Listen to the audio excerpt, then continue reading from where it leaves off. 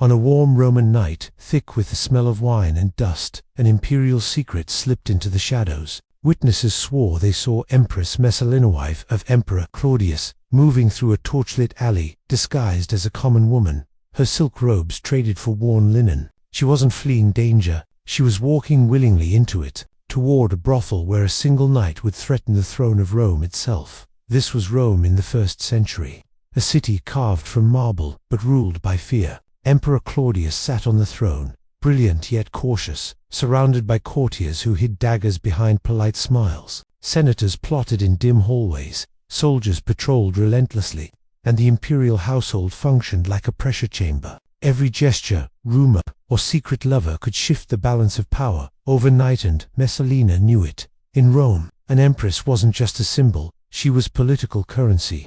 Her behavior could unite provinces or ignite rebellion. Imperial wives were expected to be loyal, silent, and invisible beyond ceremonial duties. Any scandal tied to the empress risked tarnishing the emperor himself. Behind palace walls, spies reported to political rivals. Freedmen controlled access to Claudius, and betrayal was punished with swift, merciless force.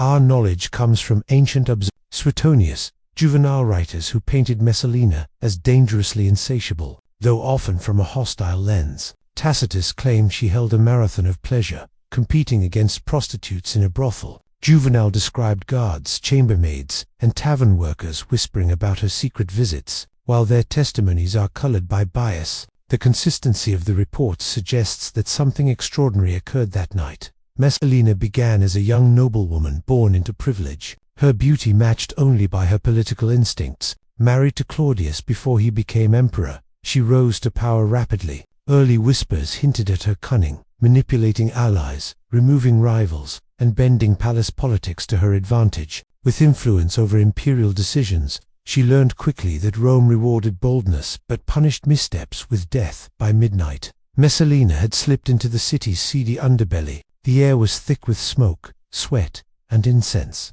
Oil lamps flickered across faces twisted with greed, lust, and fear. Witnesses claimed she joined a contest of pleasures, competing with women far below her rank. Senators and soldiers, hidden in plain sight, watched as the empress flaunted her audacity. Every laugh, every whisper, every clandestine touch carried a risk that Rome's most powerful man could awaken to ruin her and perhaps the empire itself. Historians speculate wildly. Some say Messalina sought political leverage through scandal. Others believe it was a thrill-seeking defiance of imperial constraints. Perhaps it was calculated, perhaps reckless. Ancient texts suggest she aimed to manipulate allies, humiliate rivals, or test Claudius' loyalty. In a city where desire and power intertwined, her boldness blurred lines between ambition and obsession. Imagine the palace, Claudius oblivious, courtiers terrified, slaves trembling with knowledge of forbidden acts. Messalina's appetite for control mixed with personal indulgence,